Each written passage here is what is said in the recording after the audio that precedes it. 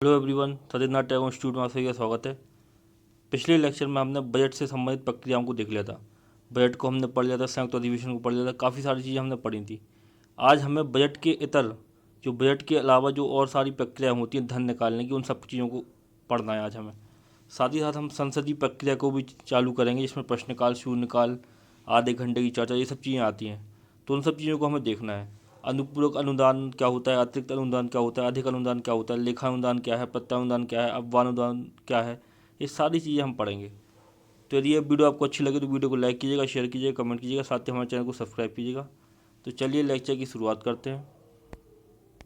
तो बजट को हमने पढ़ लिया था, उसके बाद में आती हैं कुछ अन्य वित्तीय प्रक्रियाएं जो संसद में अपनाई जाती हैं धन निकालने के लिए। ठीक है, तो उन अन्य वित्तीय प्रक्रियाओं को हम पढ़ रहे हैं, उन्हीं में ये सब चीज़ें आती हैं। अनुपूरक अनुदान हो गया, अतिरिक्त अनुदान हो गया, अधिक अनुदान हो गया। इन सब चीज़ों को हम देखेंगे कि ये होता क्या है। ठीक है, तो चलिए शुरू करते हैं। अनुच्छेद 115 के अंतर्गत अनुपूरक, अतिरिक्त या अधिक अनुदान की मांग का प्रावधान किया गया है।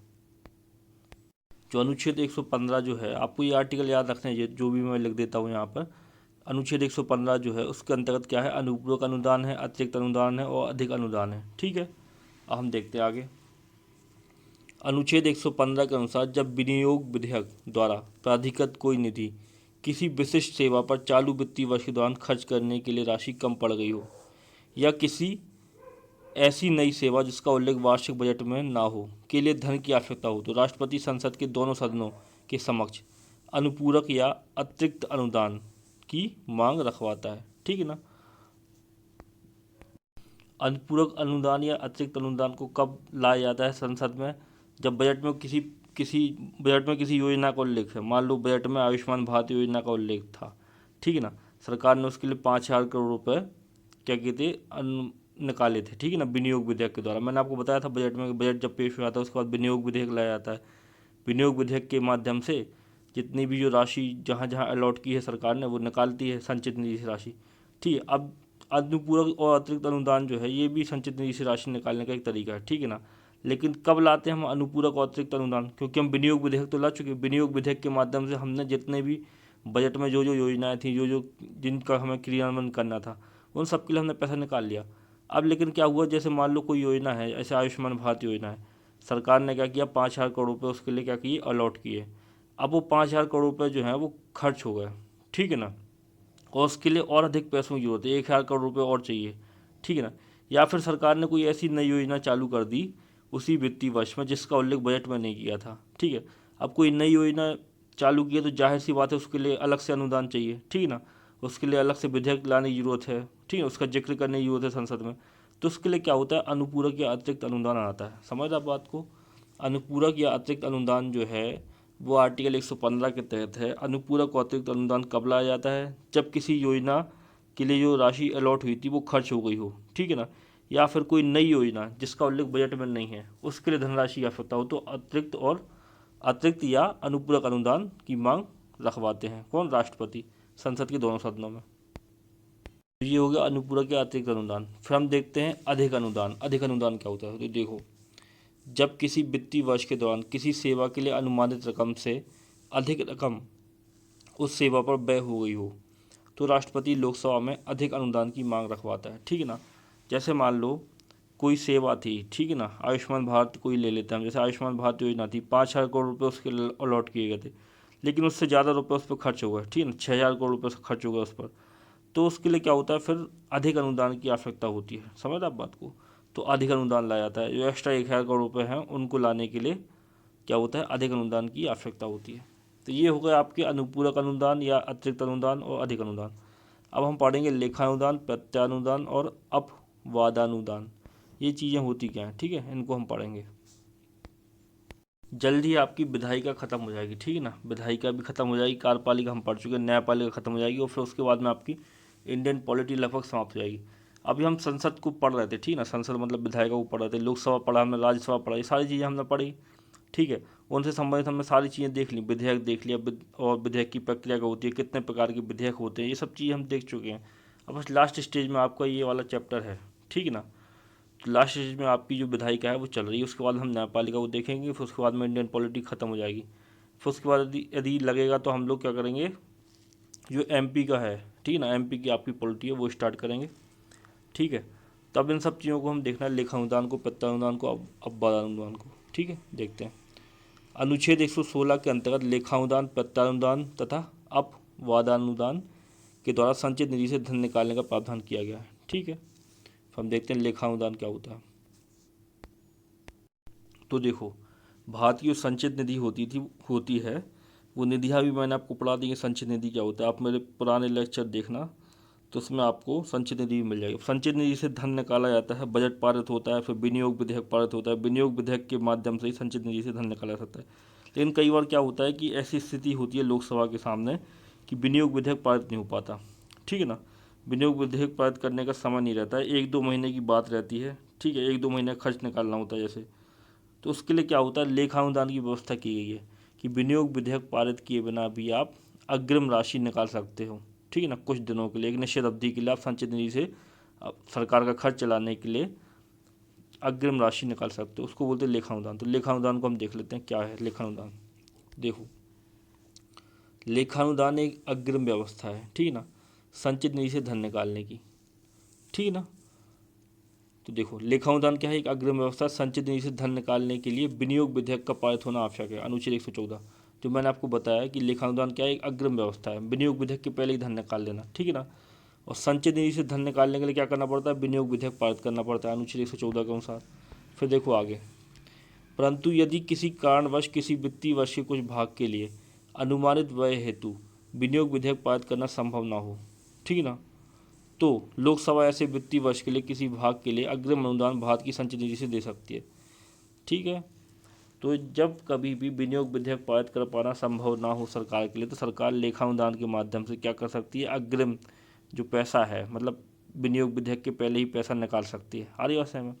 फिर देखो आगे, लेखानुदान केंद्र सरकार को एक निश्चित अवधि के लिए भारत की संचित निधि से धन निकालने की अनुमति प्रदान करता है। इसे अग्रिम अनुदान भी कहते हैं। लेखानुदान को क्या कहते हैं, अग्रिम अनुदान भी कहते हैं, ठीक है।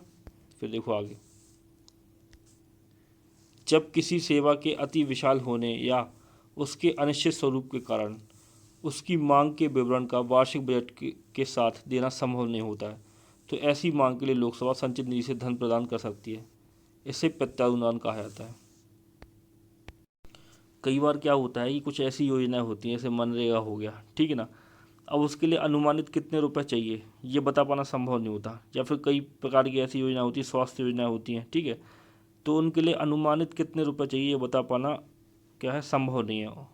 और जो वो सेवा या जो योजना है जिसका स्वरूप क्या है, स्थायी नहीं है, अस्थायी स्वरूप है, अनिश्चित स्वरूप है इसका, ठीक है ना, उसको वार्षिक बजट में उसके बारे में जिक्र करना भी संभव नहीं हो पाता, ठीक है ना। वार्षिक बजट में उसकी मांग का विवरण जो होता है उसके लिए क्या है, मांग का विवरण बता भी नहीं सकते उसको, ठीक, समझ रहे आप बात को, क्योंकि ये निश्चित नहीं है कितने रुपए उसमें खर्च होंगे।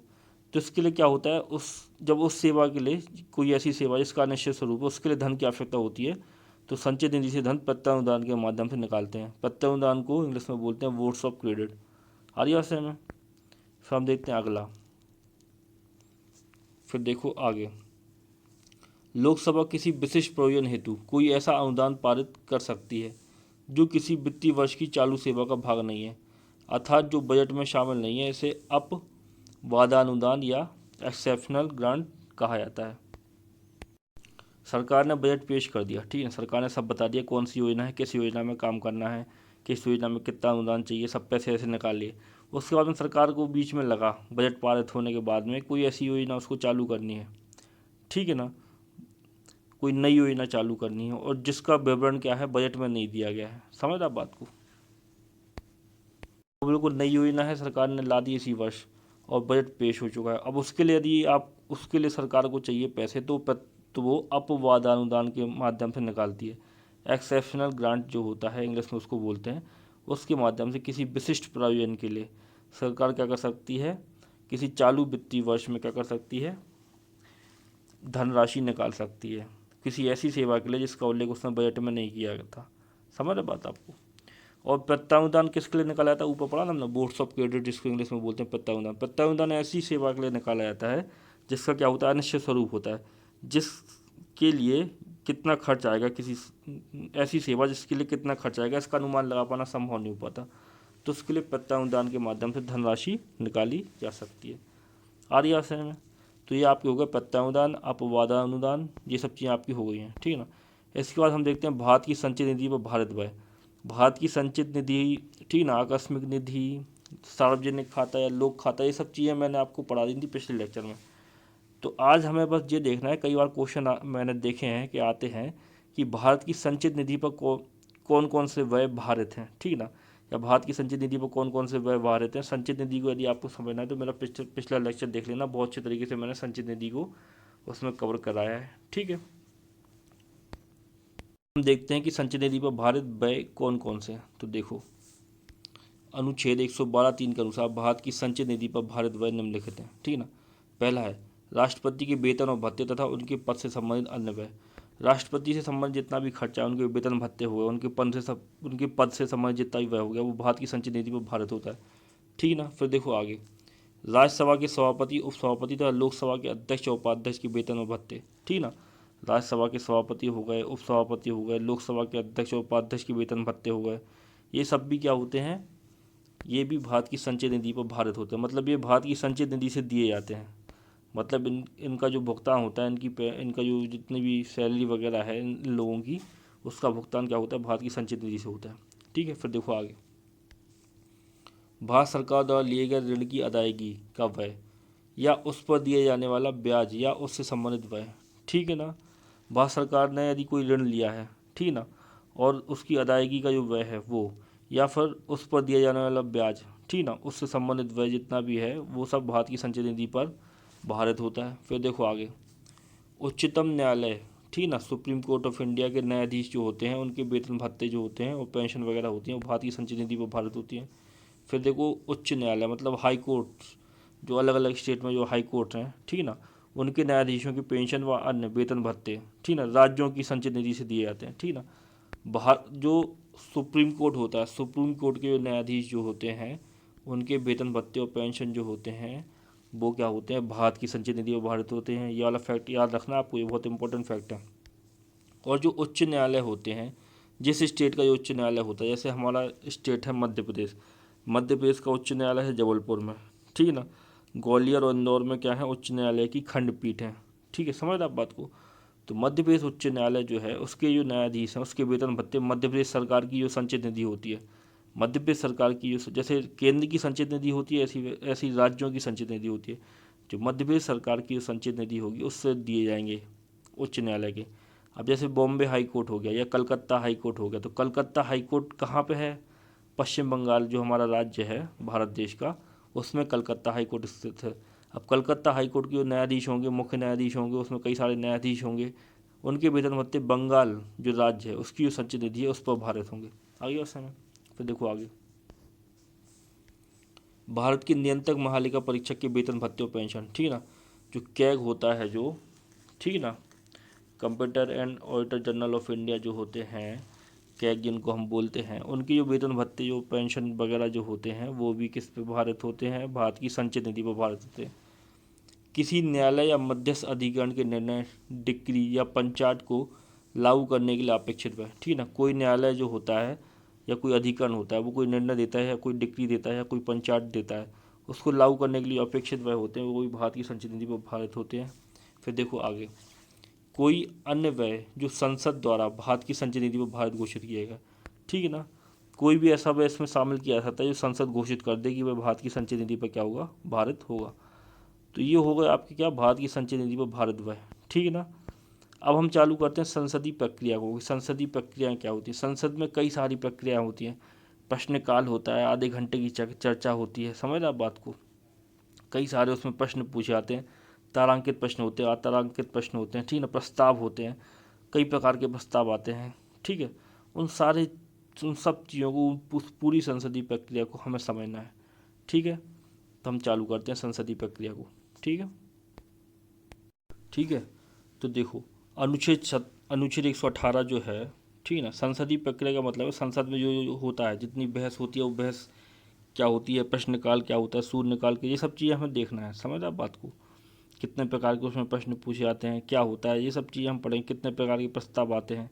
फिर उसके बाद में ये सब जब संसदीय प्रक्रिया खत्म हो जाती है उसके बाद हम संसदीय समितियाँ पढ़ेंगे, वो भी बहुत इंपॉर्टेंट टॉपिक है, वहाँ से भी क्वेश्चन आते हैं। ठीक है, तो अनुच्छेद 118 जो है, अनुच्छेद 118 जो है वो बोलता है कि संसद की जो सदन है, संसद में दो सदन है, एक सदन है लोकसभा, एक सदन है राज्यसभा, उन दोनों सदनों को ये अधिकार है कि वह अपने संचालन के मतलब अपने कार्य संचालन, ठीक ना, अपनी कार्रवाई के नियम खुद निर्धारित कर सकती है। ठीक है ना, तो उन्होंने लोकसभा और राज्यसभा जो है उन्होंने क्या किया, अपनी कार्रवाई के नियम क्या किए, निर्धारित किए। उसके लिए एक बकायदा रूल बुक निकली, ठीक है ना, वो रूल बुक जो संसद सदस्य होते हैं, मेंबर ऑफ पार्लियामेंट होते हैं, उनके पास होती है वो। तो उसमें सारे रूल लिखे रहते हैं कि क्या क्या होता है, अध्यक्ष क्या बोलेगा, क्या कौन बोलेगा, किसी को कोई प्रश्न पूछना है तो क्या प्रक्रिया होगी, ये सब चीज़ें लिखी है। तो उनमें से जो कुछ इंपॉर्टेंट चीज़ें उनको हमें पढ़ना है। ठीक है, तो देखो संसदीय प्रक्रिया में सबसे पहले हमें पढ़ना है प्रश्नकाल कि प्रश्नकाल होता क्या है। तो देखो प्रश्नकाल क्या होता है। सामान्यतः प्रतिदिन संसद के दोनों सदनों में बैठक के पश्चात कार्रवाई का प्रथम घंटा दोपहर 11 से 12 बजे तक प्रश्नकाल का होता है। ठीक है ना, संसद जो होती है, संसद में क्या होती है, दोनों सदनों की बैठक होती है।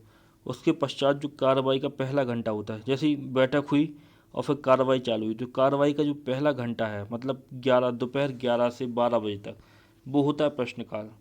प्रश्नकाल में क्या होते हैं, जो विभिन्न संसद सदस्य होते हैं, ठीक है ना, वो जो सत्ता दल की पार्टी है उसके भी हो सकते हैं, जो विपक्ष के हैं वो भी हो सकते हैं।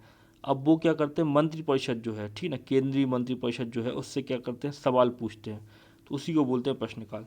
प्रश्नकाल की टाइमिंग क्या है, 11 से 12 बजे तक। ठीक है ना, और दोनों सदनों में प्रश्नकाल होता है। ठीक है ना, आ रही है समझ में। फिर देखो आगे, प्रश्नकाल में संसद सदस्यों के द्वारा लोक महत्व के किसी मामले पर जानकारी प्राप्त करने के लिए मंत्रिपरिषद से प्रश्न पूछे जाते हैं। तो मंत्रिपरिषद से प्रश्न पूछते हैं, 11 से 12 बजे के बीच की टाइमिंग होती है प्रश्नकाल की। ठीक है ना, फिर देखो आगे, यह प्रक्रिया सर्वप्रथम इंग्लैंड में वर्ष 1721 में शुरू हुई थी। तो प्रश्नकाल की शुरुआत हुई थी इंग्लैंड में, क्योंकि आपको पता है संसदीय शासन प्रणाली को हमने अपनाया है। संसदीय शासन प्रणाली से हमारे देश के राजनेता क्या थे, बहुत अधिक या बहुत हद तक परिचित थे, क्योंकि हमारे देश पर क्या था, ब्रिटेन का राज था, और ब्रिटेन में भी संसदीय शासन प्रणाली है। तो ब्रिटिशर्स क्या हुए, कई सारे कानून लाए, तो ब्रिटिशर्स संसदीय शासन प्रणाली भी लाए थे देश में, समझ आप बात को। तो उसी चीज़ को हमने अपना लिया, हमने ज़्यादा उसमें वो नहीं किया, हमने बोला कि हम इसके अनुकूल हैं संसदीय शासन प्रणाली के। ठीक है, तो वही चीज़ है। तो यह प्रक्रिया जो है प्रश्नकाल की, वो 1721 में शुरू हुई थी। भारत में संसदीय प्रश्न पूछने की प्रक्रिया सर्वप्रथम 1892 के भारतीय परिषद अधिनियम के द्वारा प्रारंभ हुई थी। जब मैंने आपको पढ़ाया था 1892 का भारतीय परिषद अधिनियम, जब हम संवैधानिक विकास पढ़ रहे थे, तो उसके अंतर्गत हमने कई सारे एक्ट पढ़े थे, उसमें मैंने आपको बताया था कि 1892 का भारतीय परिषद अधिनियम के तहत क्या हुई थी, प्रश्न पूछने की इजाज़त मिली थी भारतीय सदस्यों को। ठीक है ना, तो उस समय प्रश्नकाल की शुरुआत हुई थी। ठीक है, फिर देखो आगे, प्रश्नकाल के अंतर्गत ही हम देख रहे हैं कि कौन कौन से प्रश्न होते हैं अब। तो देखो, संसद में पूछे जाने वाले प्रश्न विभिन्न प्रकार के होते हैं। ठीक है, फिर हम देखते हैं कौन कौन से होते हैं। तो पहला है तारांकित प्रश्न। तारांकित प्रश्न ऐसे प्रश्न होते हैं जिन पर ऐसा स्टार लगा हो। ठीक ना, तारांकित प्रश्न ऐसा स्टार बना हो, वो तारांकित प्रश्न होगा। अब देखते हैं, देखो क्या होता है तारांकित प्रश्न। सदन में इन प्रश्नों का उत्तर मौखिक रूप से दिया जाता है। इन प्रश्नों पर तारांक लगाकर इन्हें विशेषांकित किया जाता है, इसलिए इन्हें तारांकित प्रश्न कहा जाता है। तारांकित प्रश्नों का उत्तर मिलने के बाद पूरक प्रश्न भी पूछे जा सकते हैं। ठीक है, तो संसद में कोई लोकसभा सदस्य, ठीक है ना, मंत्री परिषद के या किसी मंत्री से, ठीक है ना, किसी मंत्री से कोई मौखिक रूप से मतलब मुंह से बोलकर कोई प्रश्न पूछता है, ठीक है ना, और फिर मौखिक रूप से जो मंत्री परिषद का सदस्य होता है वो जवाब देता है। समझ आप बात को। तो ऐसे प्रश्न जो मुंह से बोलकर या मौखिक रूप से पूछे जा सकते हैं डायरेक्ट मंत्रियों से खड़े होकर वहाँ पर सदन में, उनको बोलते हैं तारांकित प्रश्न। इन पर क्या होता है, ये लिखा ना तारांक, तारांक का चिन्ह बना हुआ होता है साथ ही साथ जब मंत्री ने प्रश्न का उत्तर दे दिया, ठीक है ना, मौखिक प्रश्न को बोलते हैं तारांकित प्रश्न, और मौखिक प्रश्न का उत्तर उसने दे दिया, उसके बाद में यदि आपको कोई दिक्कत है तो आप पूरक प्रश्न पूछ सकते हो। पूरक प्रश्न का मतलब उसने जो उत्तर दिया है उसी के उस उत्तर के रिस्पॉन्स में कुछ अनादर आप प्रश्न पूछ सकते हो उसी से रिलेटेड, तो उसको बोलते हैं पूरक प्रश्न। तो तारांकित प्रश्न जो होते हैं वो क्या होते हैं, मौखिक प्रश्न होते हैं। आगे बात समझ में, आगे ना बात समझ में। फिर देखो आगे, अतारांकित प्रश्न कौन से होते हैं। तो देखो, अतारांकित प्रश्न वे होते हैं जिनके लिए लिखित उत्तर दिए जाते हैं। स्वाभाविक तौर पर इनमें सदस्य को पूरक प्रश्न पूछने का अवसर नहीं मिलता। कोई प्रश्न तारांकित माना जाए या अतारांकित, इसका निर्णय लोकसभा एवं राज्यसभा के क्रमशः अध्यक्ष एवं सभापति द्वारा किया जाता है। ठीक ना। फिर अतारांकित प्रश्न कौन से होते हैं? अतारांकित प्रश्न जो होते हैं वो ऐसे प्रश्न होते हैं जिनका उत्तर जो होता है वो लिखित दिया जाता है मंत्री के द्वारा। समझ आप बात को? मतलब वो जो अतारांकित प्रश्न होता है उसको लोकसभा का जो सदस्य होता है वो लोकसभा अध्यक्ष को देता है। ठीक ना। लोकसभा अध्यक्ष कोई भी प्रश्न जो होता है वो लोकसभा अध्यक्ष के पास जाता है। फिर लोकसभा अध्यक्ष डिसाइड करते हैं कि तारांकित प्रश्न है कि अतारांकित प्रश्न है। तारांकित प्रश्न है तो वो मौखिक रूप से पूछे जा सकते हैं, वहीं सदन में खड़े होकर मंत्री से पूछ लो डायरेक्ट। ठीक है ना। और साथ साथ पूरक प्रश्न भी पूछ सकते हो उससे।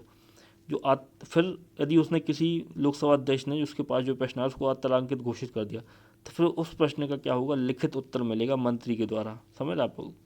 मंत्री का विभाग होगा, मंत्रालय होगा, उस मंत्रालय के द्वारा क्या होगा? लिखित उत्तर प्रदान किया जाएगा उस लोकसभा सदस्य को जिसका प्रश्न अतारांकित है। समझ रहे? अब कोई प्रश्न तारांकित है या अतारांकित है, मतलब कोई प्रश्न ऐसा है जिसको मौखिक रूप से पूछ सकते हैं या फिर कोई प्रश्न ऐसा है जिसको लिखित रूप में पूछ सकते हैं। इसका निश्चय जो होता है वो लोकसभा के अध्यक्ष करते हैं और जो राज्यसभा के सभापति जो होते हैं वो इसका निश्चय करते हैं कौन सा प्रश्न तारांकित हुआ, कौन सा प्रश्न अतारांकित हुआ। आ रही है? फिर हम देखते हैं आगे।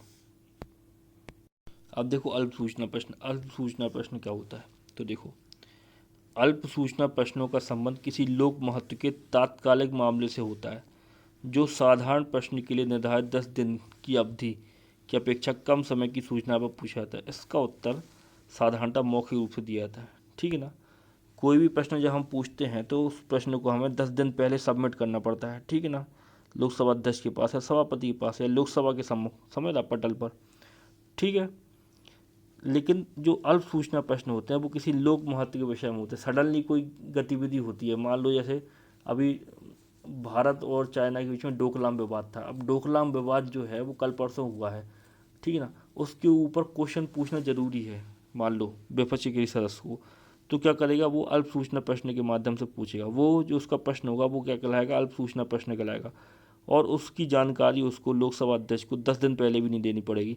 वो कुछ ही दिनों, मतलब 3-4 दिन पहले ही बता दे कि हमें ये प्रश्न पूछना है, तो उस पर उसको क्या होगा? समय मिल जाएगा पूछने का। उसको बोलते हैं अल्प सूचना प्रश्न। ठीक है। फिर से पढ़ देता हूँ एक बार। अल्प सूचना प्रश्नों का संबंध किसी लोक महत्व के तात्कालिक मामले से होता है। ठीक है ना। जो तात्कालिक मामला है कोई लोक महत्व का, जो साधारण प्रश्न के लिए निर्धारित 10 दिन की अवधि की अपेक्षा कम समय की सूचना पर पूछा था। इसका उत्तर साधारणतः मौखिक रूप से दिया था। ठीक है ना। तो अल्प सूचना प्रश्न जो होता है वो भी मौखिक रूप से ही पूछा जाता है। बस अंतर इतना होता है कि साधारण प्रश्न जो होता है उसके लिए 10 दिन की अवधि निर्धारित है कि 10 दिन पहले सबमिट करो आप, वो ऐसा नहीं करना पड़ता। ठीक है ना। उसको आप पूछ सकते हैं लोकसभा अध्यक्ष की अनुमति से। ठीक है। बस आपका जो विषय है वो लोक महत्व का होना चाहिए। समझ आप बात को? फिर देखो आगे पूरक प्रश्न।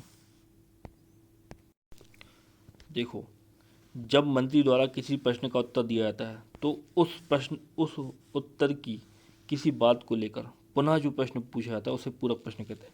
मान लो आपने कोई प्रश्न पूछा, ठीक है ना, उसका उत्तर जो है वो मंत्री महोदय दे रहे हैं। ठीक है ना। अब आपको क्या है, मंत्री महोदय ने जो उत्तर दिया है उसमें आपको कोई दिक्कत है तो आपको क्या कहे, उसी से रिलेटेड प्रश्न पूछना है, तो उस प्रश्न को बोलते हैं पूरक प्रश्न। ठीक है। फिर देखो आगे, विभिन्न मंत्रालयों से संबंधित प्रश्न को पूछने के लिए सप्ताह में अलग अलग दिन निर्धारित किए गए हैं। ठीक है।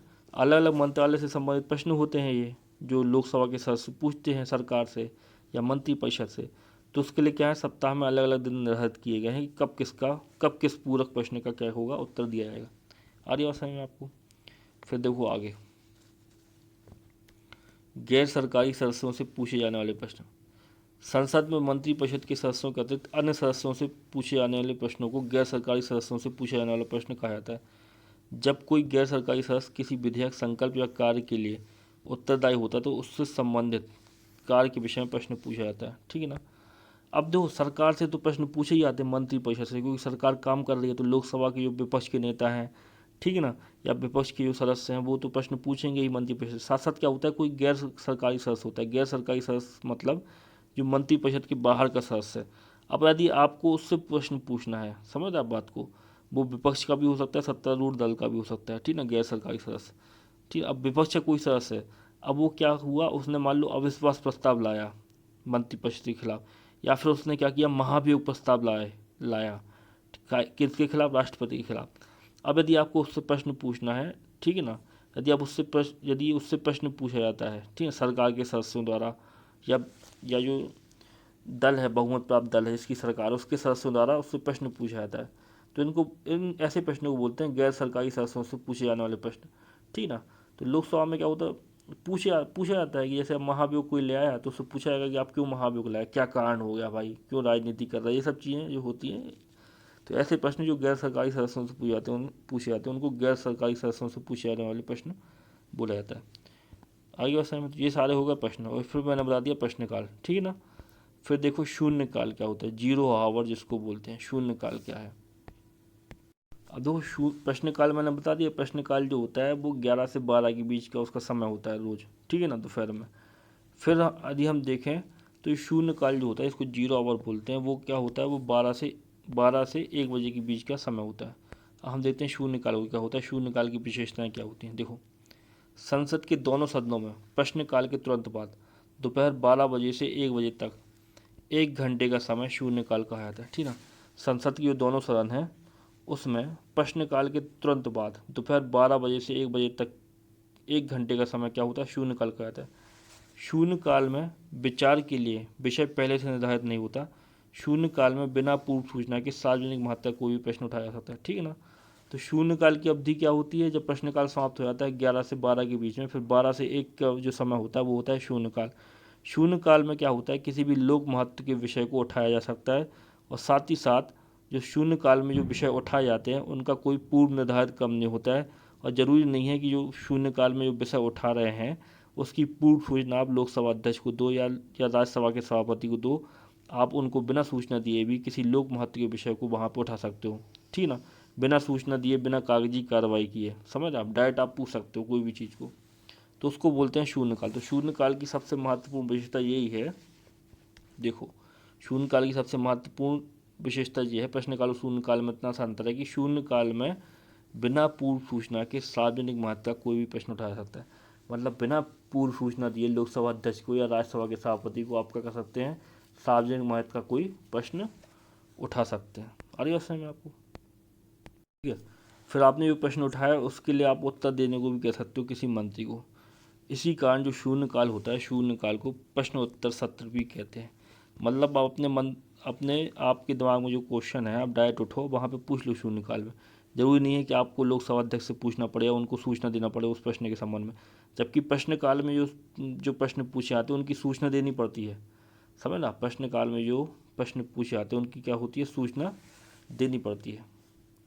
लेकिन शून्यकाल में प्रश्न होते हैं उनकी सूचना नहीं देनी पड़ती लोकसभा अध्यक्ष और राज्यसभा के सभापति को। फिर देखो आगे, भारतीय संसदीय प्रक्रिया में शून्यकाल शब्द का उल्लेख नहीं है, क्योंकि यह समय दोपहर 12 बजे आरंभ होता है, इसलिए इसे शून्यकाल नाम दे दिया गया है। इस प्रकार संसदीय व्यवस्था में शून्यकाल भारत की देन है।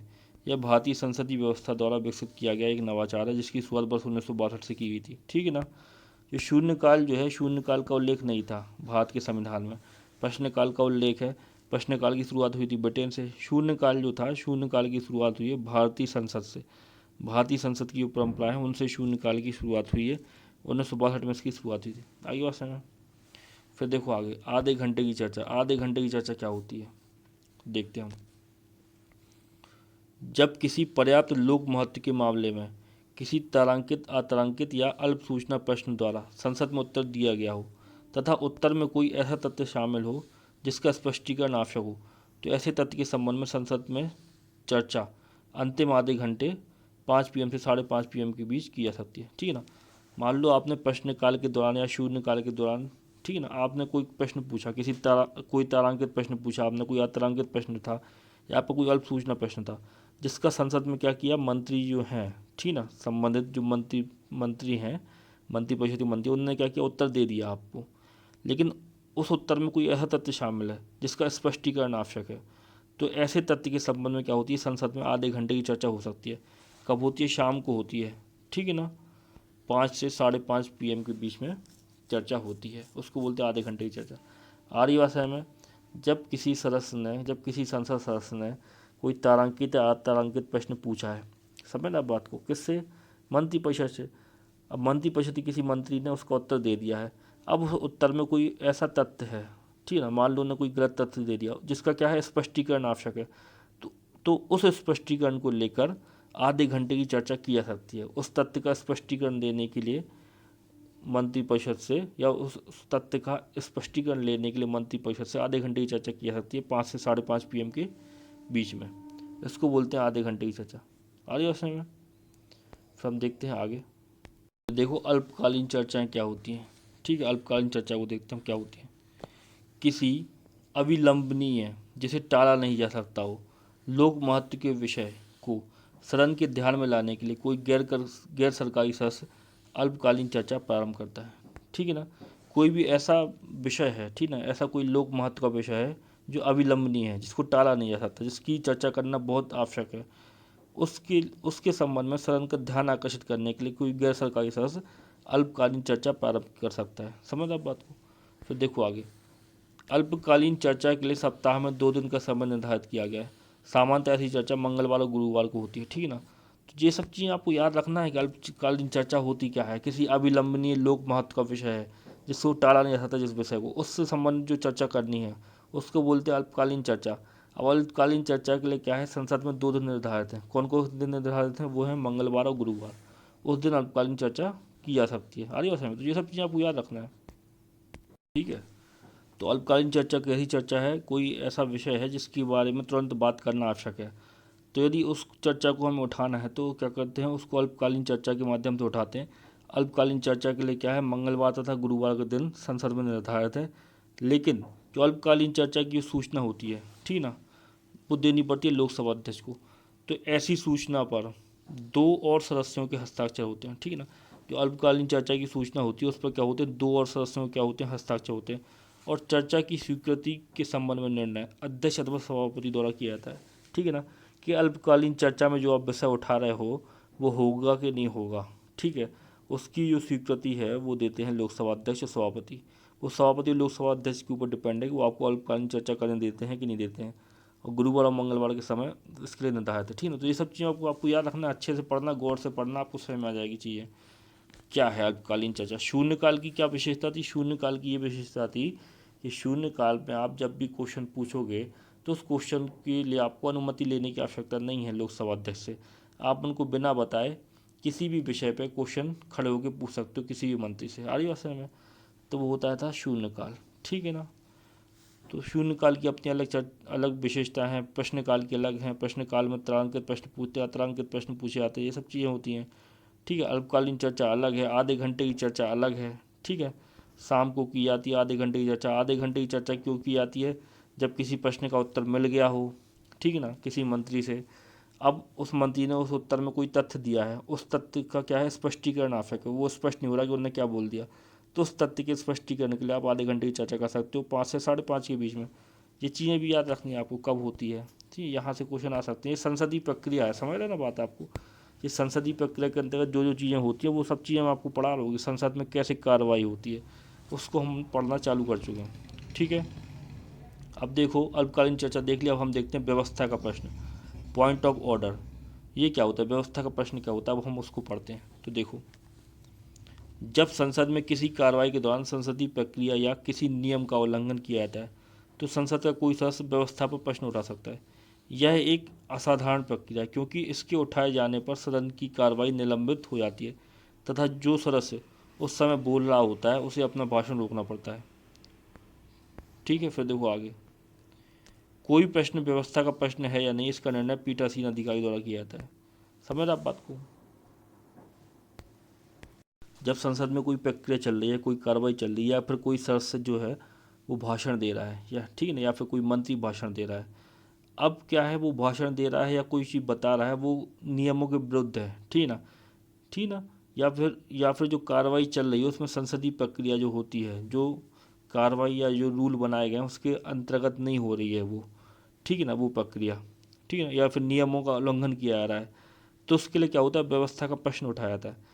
तो संसद का कोई भी सदस्य जो होता है वो व्यवस्था का प्रश्न उठा सकता है। अब जब व्यवस्था का प्रश्न उठ जाता है, पॉइंट ऑफ ऑर्डर उठ जाता है, ठीक है ना, तो उसके बाद में जो कार्रवाई चल रही थी वहाँ पे, या फिर जो भाषण हो रहा था, या जो कोई भी कुछ बोल रहा था, कोई प्रश्न पूछ रहा था, उस सबको निलंबित कर दिया जाता है, ठीक है ना। और जो सदस्य बोल रहा होता है उस समय, उसे अपने भाषण को क्या करना पड़ता है, रोकना पड़ता है।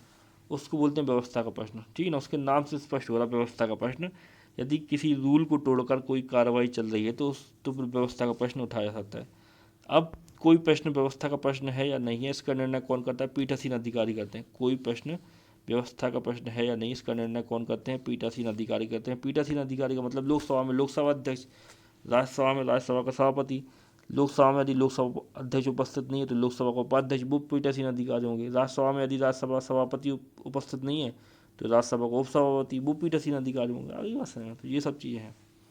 फिर हम देखते हैं संसदीय प्रस्ताव को, पार्लियामेंट्री मोशन इनको बोलते हैं। संसदीय प्रस्ताव क्या होते हैं उनको पढ़ना है। ठीक है ना, सारे प्रस्तावों को हम देखेंगे, यहाँ से क्वेश्चन आते हैं तो अच्छे तरीके से आप देखना। तो देखो, पार्लियामेंट्री मोशन या संसदीय प्रस्ताव, संसद की कार्यवाही विभिन्न प्रस्तावों एवं संकल्पों के माध्यम से चलाई जाती है। ठीक है ना, संसद के जो सदस्य होते हैं वो कई सारे प्रस्ताव लाते हैं, कई सारे क्या होते हैं, संकल्प लाते हैं। ठीक है, उनके माध्यम से क्या होती है, संसद की कार्रवाई होती है वो चलती है। संसदीय प्रस्ताव संसद में सदस्यों द्वारा अपनी बात रखने का एक माध्यम है। जो संसद के सदस्य होते हैं वो प्रस्ताव के माध्यम से क्या करते हैं, अपनी बात रखते हैं। संसद सदस्य लोकहित से जुड़े मामलों को इस प्रस्ताव के माध्यम से ही संसद में उठाते हैं। ठीक है, फिर संसद सदस्यों द्वारा संसद में रखे जाने वाले प्रस्ताव निम्नलिखित हैं। ठीक है, तो प्रस्ताव या संकल्प जो होते हैं, जिनको मोशन बोलते हैं इंग्लिश में, ठीक है, उसके माध्यम से क्या होता है, जैसे कोई प्रस्ताव लाए, सरकार के विरोध में कोई प्रस्ताव लाए, तो सरकार के विरोध में लाए, कोई उसके पीछे कारण हुआ, तो अपनी बात रखने का क्या है, जरिया है ये लोकसभा के सदस्यों का प्रस्ताव और संकल्प। अब उन सारे प्रस्ताव और संकल्प को हम पढ़ना है कि वो होते क्या हैं। तो सबसे पहले हम पढ़ते हैं कार्य स्थगन प्रस्ताव। ठीक है, सबसे पहले हम देखते हैं कार्य स्थगन प्रस्ताव। कार्य स्थगन प्रस्ताव क्या होता है, एडजर्नमेंट मोशन इसको बोलते हैं इंग्लिश में। ठीक है, तो देखते हैं हम क्या होता है। जब कोई घटना घटित हो जाए या देश में कोई विशेष स्थिति उत्पन्न हो जाए तो संसद सदस्य अध्यक्ष की अनुमति से यह प्रस्ताव रख सकते हैं कि सदन की वर्तमान कार्रवाई को स्थगित कर विशेष घटना, स्थिति या प्रश्न पर विचार किया जाना चाहिए। इसे ही कार्य स्थगन प्रस्ताव या काम रोको प्रस्ताव कहते हैं। ठीक है ना, मान लो चाइना ने क्या किया, अरुणाचल प्रदेश में कहीं चाइना घुस गया, अब वहाँ पर उन्होंने क्या कर लिया, अपनी आर्मी को डिप्लॉय कर दिया, अपनी आर्मी को तैनात कर दिया। समझ आप बात को। अब ये क्या है, देश की सुरक्षा से संबंधित प्रश्न है, आज ही हुआ है और संसद में कोई कार्रवाई चल रही है, तो संसद का कोई सदस्य जो है वो क्या करेगा, कार्य स्थगन प्रस्ताव लाएगा। किसकी अनुमति से लाएगा, लोकसभा के अध्यक्ष के माध्यम से लाएगा। तो ऐसी स्थिति में जब चाइना अंदर घुस आया है, ठीक है, सबको पता चल गया, पूरी मीडिया को पता चल गया, वर्ल्ड मीडिया को पता चल गया अंदर घुस आया और संसदीय कार्रवाई चल रही है, तो वो क्या हो सकते हैं, क्या क्या करते हैं संसद सदस्य, वो कार्य स्थगन प्रस्ताव ला सकते हैं लोकसभा अध्यक्ष की अनुमति से। और फिर सारी जो कार्रवाई चल रही होती है सदन में, वो सब बंद कर दी जाती है। और फिर जो वो घटना होती है, कोई विशेष घटना या स्थिति होती है, उस पर क्या होगी, चर्चा की जाएगी। चाइना के लोग कैसे घुस गए, उसके लिए क्या करना है, उनको बाहर भगाने के लिए करना क्या है, तो उन सब चीज़ों पर चर्चा होगी। तो इसी को बोलते हैं कार्य स्थगन प्रस्ताव या काम रोको प्रस्ताव। आ गया समझ में आपको। हम देखते हैं आगे। प्रश्नकाल की समाप्ति के बाद यह प्रस्ताव पेश किया जाता है तथा उस पर विचार विमर्श शाम 4 बजे से शुरू होता है। प्रश्नकाल जो मैंने आपको बताया था 11 से 12 के बीच में होता है, ठीक है ना, समय होता है प्रश्नकाल का। उसके बाद में क्या होता है, कार्य स्थगन प्रस्ताव लाते हैं। फिर जब कार्य स्थगन प्रस्ताव आ जाता है तो उस पर विचार विमर्श क्या होता है, शाम 4 बजे से शुरू होता है कि भाई कार्रवाई को निलंबित करना है या नहीं करना है। फिर देखो आगे, कार्य स्थगन प्रस्ताव कम से कम 50 सदस्यों द्वारा समर्थित होना चाहिए। स्थगन प्रस्ताव पर चर्चा प्रारंभ हो जाने के बाद अध्यक्ष सभा को तब तक स्थगित नहीं कर सकता जब तक कि प्रस्ताव का निपटारा न हो जाए। स्थगन प्रस्ताव स्वीकृत हो जाने के बाद सभा स्वतः ही स्थगित हो जाएगी। समझ रहे बात को। जो कार्य स्थगन प्रस्ताव जो होता है उस पर क्या होते हैं, कम से कम 50 सदस्यों को क्या होना चाहिए, समर्थन होना चाहिए कार्य स्थगन प्रस्ताव को।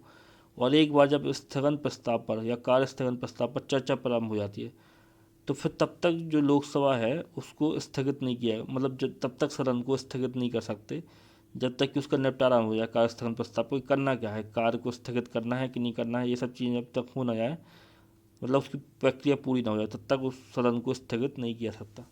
तो ये था कार्य स्थगन प्रस्ताव, इसको याद रखना आप। ठीक है ना, फिर से एक बार देख लो, कार्य स्थगन प्रस्ताव तब लाया जाता है जब कोई ऐसी विशेष परिस्थिति उत्पन्न हो जाए जिससे जो संसद की जो मौजूदा कार्रवाई है उसको रोकना आवश्यक है। ठीक है ना, और किसी विशेष घटना या, ठीक है ना, स्थिति पर क्या करना है, विचार विमर्श करना है, तब कार्य स्थगन प्रस्ताव लाया जाता है। कार्य स्थगन प्रस्ताव पारित हो जाता है तो जो संसद जो होता है उसका स्थगन कर दिया जाता है, समझ रहा बात को। और ये सामान्यतः प्रश्नकाल के बाद लाया जाता है। शाम 4 बजे के बाद इस पर चर्चा होती है। कार्य स्थगन प्रस्ताव में कम से कम 50 सदस्यों को समर्थित होना चाहिए, मतलब 50 सदस्यों के उस पर हस्ताक्षर होने चाहिए कार्य स्थगन प्रस्ताव पर, ठीक है। और जब तक कार्य स्थगन प्रस्ताव एक बार चालू हो जाए, उस पर बहस चालू हो जाए, तो तब तक सदन स्थगित नहीं हो जाता जब तक कि कार्य स्थगन प्रस्ताव का क्या हो, निपटारा ना हो जाए। आ रही है समझ में। तो ये हो गया कार्य स्थगन प्रस्ताव। फिर देखो ध्यान आकर्षण प्रस्ताव क्या होता है। ध्यान आकर्षण प्रस्ताव को हम पढ़ते हैं। देखो ध्यान आकर्षण प्रस्ताव, कॉल अटेंशन मोशन, इसको इंग्लिश में बोलते हैं, ये लिखा ना यहाँ पे। तो देखो, अध्यक्ष की अनुमति से जब कोई संसद सदस्य सार्वजनिक हित के अत्यंत महत्वपूर्ण विषय की ओर किसी मंत्री का ध्यान आकर्षित करता है तो उससे संबंधित प्रश्न पूछता है, तो उसे ध्यान आकर्षण प्रस्ताव कहते हैं। जब अध्यक्ष अनुमति दे देता है, ठीक है ना, और कोई संसद सदस्य जो होता है वो सार्वजनिक हित के किसी अत्यंत महत्वपूर्ण विषय पर किसी मंत्री का क्या करते हैं, ध्यान आकर्षित करते हैं, और उससे संबंधित प्रश्न पूछता है उस विषय पर, तो उसे बोलते हैं ध्यान आकर्षण प्रस्ताव, ठीक है। फिर देखो आगे, इसके द्वारा संबद्ध मंत्री से प्रस्तुत विषय पर वक्तव्य का आग्रह किया जाता है, ठीक है ना। तो ध्यान आकर्षण प्रस्ताव से क्या होता है इसके जो इसका जो नाम है ध्यान आकर्षण, उससे ये स्पष्ट हो रहा है कि ध्यान आकर्षित किया जाता है किसी विषय पर किसी मंत्री का, तो उस मंत्री से बोला जाता है कि उस विषय पर बोलो, आप अपना वक्तव्य दो। फिर जो मंत्री होते हैं वो तत्काल वक्तव्य दे सकते हैं या फिर समय मांग सकते हैं वक्तव्य का। ध्यान आकर्षण जो प्रस्ताव है उसकी संकल्पना क्या है, भारत की देन है, ये लिखा ना।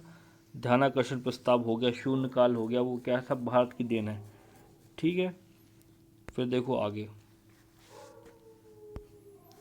ध्यानाकर्षण प्रस्ताव जो है उसने क्या किया, स्थगन प्रस्ताव के क्षेत्र को क्या किया, सीमित किया है, ठीक है। जब आप ध्यान आकर्षित कर लोगे तो जो स्थगन प्रस्ताव लाना पड़ता था, स्थगन प्रस्ताव से क्या होता था कि संपूर्ण कार्रवाई रुक जाती थी और फिर उस विषय पर चर्चा की जाती जिसके लिए स्थगन प्रस्ताव लाया था।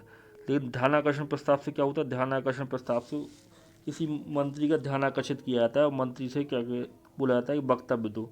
अब मंत्री चाहे तो उसी दिन दे दें या फिर वो मंत्री जो है वो सब क्या होते हैं, समय मांग सकते हैं कि भाई हमें किसी और दिन देना है, हमें 3 दिन बाद देना है, तो ऐसा होता है। आ रही है समझ में आपको। तो इससे क्या हुआ, स्थगन प्रस्ताव लाने की क्या होता है, स्थगन प्रस्ताव लाने की संभावना कम हो जाती है ध्यानाकर्षण प्रस्ताव से। फिर देखो आगे, विषयाधिकार प्रस्ताव, प्रिविलेज मोशन इसको बोलते हैं इंग्लिश में, ठीक है। यदि किसी मंत्री ने तथ्यों को छिपाकर या गलत जानकारी देकर संसद के सदस्यों के विषयाधिकार का हनन किया है तो संसद सदस्य मंत्री के विरुद्ध विषयाधिकार प्रस्ताव ला सकते हैं, ठीक है ना। संसद की कोई विशेष अधिकार है, मैंने आपको बताया दिया संसदीय विषयाधिकार, ठीक है ना। मंत्रिपरिषद जो होती है वो सामूहिक रूप से किसके प्रति उत्तरदायी है, लोकसभा के प्रति उत्तरदायी है। अब यदि किसी सदस्य जो है मंत्री है उसने क्या किया, कोई झूठी बात कह दी या उसने कोई गलत जानकारी दे दिया, गलत तथ्य दिखा दिया, किसी बात को छिपा लिया जो सार्वजनिक महत्व की थी, ठीक है ना, और उसने ऐसा कोई वक्तव्य दे दिया जो गलत है, तर्कसंगत नहीं है, तो क्या होता है, उसके खिलाफ विषयाधिकार प्रस्ताव लाया जा सकता है। आ रही है में आपको। फिर हम देखते हैं अगला, निंदा प्रस्ताव, सेंसर मोशन इसको बोलते हैं इंग्लिश में, ठीक है ना। तो हम देखते हैं निंदा प्रस्ताव। फिर हम देखते हैं निंदा प्रस्ताव। निंदा प्रस्ताव में देखो, यह प्रस्ताव केवल लोकसभा में लाया जाता है। निंदा प्रस्ताव जो होता है वो क्या होता है, केवल लोकसभा में लाया जाता है। यह विपक्ष के किसी सदस्य द्वारा सरकार के किसी मंत्री या मंत्रियों के समूह या मंत्रिपरिषद के विरुद्ध लाया जाता है, ठीक है ना। तो निंदा प्रस्ताव क्या होता है, केवल लोकसभा में आता है, जो विपक्ष के किसी सदस्य के द्वारा, विपक्ष समझते ना, विपक्ष तो आप जानते ही होंगे कि विपक्ष क्या होता है। विपक्ष को बोलते हैं इंग्लिश में अपोजिशन, ठीक है ना। जो सरकार होती है, जो बहुमत दल होता है जो संसद में, उसकी क्या होती है, सरकार होती है। फिर उसके अलावा जो विपक्ष में जो लोग होते हैं, जो इन पार्टियों की सरकार नहीं बनी, ठीक है ना, वो चुनकर आ गए, उन पार्टियों के सदस्य चुनकर आ गए लेकिन उनका बहुमत नहीं था, वो अपनी सरकार नहीं बना पाए, तो उन लोगों को बोलते हैं विपक्ष, ठीक है ना। तो जो विपक्ष के सदस्य होते हैं वो सरकार के किसी मंत्री या मंत्रियों के समूह या मंत्रिपरिषद के खिलाफ या सरकार के खिलाफ क्या होते हैं, निंदा प्रस्ताव लाते हैं। निंदा प्रस्ताव किस लिए लाया जाता है, सरकार की आलोचना करने के लिए, किसी विशेष नीति के खिलाफ सरकार की आलोचना करने के लिए, या सरकार ने कोई ऐसा काम किया है जिसकी आलोचना करना जरूरी है, तो उसके लिए क्या होता है, निंदा प्रस्ताव लाया जाता है, ठीक है। फिर देखो आगे, इसमें यह बताना आवश्यक होता है कि निंदा प्रस्ताव सरकार की किन नीतियों या कार्यों के विरुद्ध लाया जा रहा है, ठीक है ना। निंदा प्रस्ताव जब हम लाते हैं तो ये बताना आवश्यक होता है कि निंदा प्रस्ताव ला किस ले रहे हैं, सरकार की आलोचना किस विषय पर आपको करनी है, ठीक है ना। सरकार को आपको सुनाना है, बातें सुनाना है, या सरकार की आलोचना करना है, या निंदा, निंदा का मतलब होता है आलोचना, ठीक है ना। तो सरकार की आपको करना है तो किस विषय पर करना है, तो ये बताना जरूर होता है निंदा प्रस्ताव में। फिर देखो आगे, लोकसभा में इसके पारित हो जाने के बाद मंत्रिपरिषद के लिए इस्तीफा देना आवश्यक तो नहीं होता, परंतु इस बात का दबाव आता है कि वह जल्दी से जल्दी विश्वास प्रस्ताव या किसी अन्य माध्यम से लोकसभा में अपना बहुमत सिद्ध करे। आ रही है समझ में आपको। तो निंदा प्रस्ताव जो होता है, यदि वो पारित हो जाए तो मंत्रिपरिषद के लिए इस्तीफा देना आवश्यक नहीं है, समझ रहे आप। निंदा प्रस्ताव के पारित होने पर जरूरी नहीं है कि इस्तीफा दे मंत्रिपरिषद, ठीक। कोई भी प्रस्ताव जो विपक्ष लाता है, यदि वो पारित हो जाता है तो इससे क्या होता है, बहुमत का संकट उत्पन्न हो जाता है। अब कोई भी प्रस्ताव, अब समझने की कोशिश करो, कोई भी प्रस्ताव यदि जो आता है संसद में, वो पारित कैसे होता है। पारित वो ऐसे होता है जैसे कोई प्रस्ताव आया, उसके उसके लिए क्या होगी, वोटिंग होगी, ठीक है ना। उसके पक्ष में वोटिंग होगी, उसके विपक्ष में वोटिंग होगी। अब कोई भी प्रस्ताव जो सरकार के खिलाफ आया है, यदि उसके पक्ष में वोटिंग ज़्यादा हो जाती है, ठीक है ना, तो इसका मतलब है कि वो पारित हो गया। अब इसका मतलब ये हुआ कि जो सरकार है वो बहुमत में नहीं है, वो अल्पमत में है। सरकार के सदस्य हैं, उन्होंने भी उसके पक्ष में वोटिंग कर दी, ठीक है ना। तो ये प्रश्न उठाए जाते हैं। तो कोई भी प्रस्ताव कभी पेश, जब भी आता है वो कभी भी पारित नहीं होता है सरकार के खिलाफ, ठीक है ना। यदि पारित हो जाता है तो फिर सरकार के बहुमत पर क्या होता है, प्रश्न चिन्ह लग जाता है, ठीक है। अब जैसे मान लो 300 सीटें हैं, समझ आप बात को। 200 सीट किसी पार्टी की है, उसने क्या की ली, सरकार बना ली। विपक्ष में है 100 लोग, विपक्ष में 100 सदस्य हैं। अब कोई प्रस्ताव आया, ठीक है ना, कोई प्रस्ताव आया जिसके पक्ष में क्या हो रही है, वोटिंग हो रही है, समझ आप बात को। अब मान लो 160 वोट जो हैं, 160 वोट डल गए पक्ष में, ठीक है ना। 140 वोट डले काय में, मतलब उसके विरोध में डले। 140 160 वोट उसके पक्ष में डल गए। यदि 160 वोट उसके पक्ष में डल गए तो इसका मतलब है कि यहाँ के जो 60 लोग हैं, ठीक ना, वो भी वोटिंग कर रहे हैं इनके साथ मिलके, समझ रहे। तो अब जो सरकार 200 सदस्यों में सरकार बनाई थी जो, अब उसमें कहीं ना कहीं प्रश्न चिन्ह लग गया कि आपके 60 सदस्य तो जो हैं वो पक्ष में आपको वोट नहीं दे रहा, मतलब आपके पास बहुमत नहीं है। तो फिर क्या करना पड़ेगा, आपको बहुमत को सिद्ध करना पड़ेगा। तो वही सब चीज़ें हैं यार ये भाषा में। तो देखो, लोकसभा में इसके पारित हो जाने के बाद मंत्रिपरिषद के लिए क्या होता है, इस्तीफा देना आवश्यक तो नहीं होता, परंतु इस बात का दबाव आता है कि वह जल्दी से जल्दी क्या करे, विश्वास प्रस्ताव या किसी अन्य माध्यम से लोकसभा में क्या करे, अपना बहुमत सिद्ध करे। आगे असर में आपको। तो निंदा प्रस्ताव किसके लिए लाता है, किसके लिए लाया जाता है, सरकार की आलोचना करने के लिए, किसी मंत्री के खिलाफ, किसी मंत्रिपरिषद के खिलाफ, या किसी, ठीक समझ रहा, सरकारी कोई नीति के खिलाफ उसकी आलोचना करने के लिए क्या होता है, निंदा प्रस्ताव लाया जाता है। अब यदि निंदा प्रस्ताव पारित हो जाता है तो सरकार के ऊपर यह दबाव बनता है कि वह अपना बहुमत को सिद्ध करे। अब बहुमत सिद्ध करने के क्या होते हैं, कई सारे माध्यम होते हैं, उसमें से एक माध्यम होता है विश्वास प्रस्ताव, समझ रहे आप। बहुमत मतलब कि सरकार बताए कि उसके पास, उसके साथ ज़्यादा लोग हैं, जो उसके 200 सदस्य थे वो 200 के 200 उसके साथ हैं कि नहीं है, उसको बोलते हैं, समझ आप बात को, बहुमत। ठीक है, तो आज के लेक्चर में यहीं तक करते हैं। आगे के लेक्चर में हम और जितने भी प्रस्ताव, उन सारे प्रस्तावों को पढ़ेंगे। उसके बाद में हम संसद की समितियाँ पढ़ेंगे। फिर उसके बाद में उसके बाद हमें चालू करनी है न्यायपालिका को, ठीक है। तो आज के लेक्चर में इतना ही। कल फिर मिलेंगे नए लेक्चर के साथ में। धन्यवाद।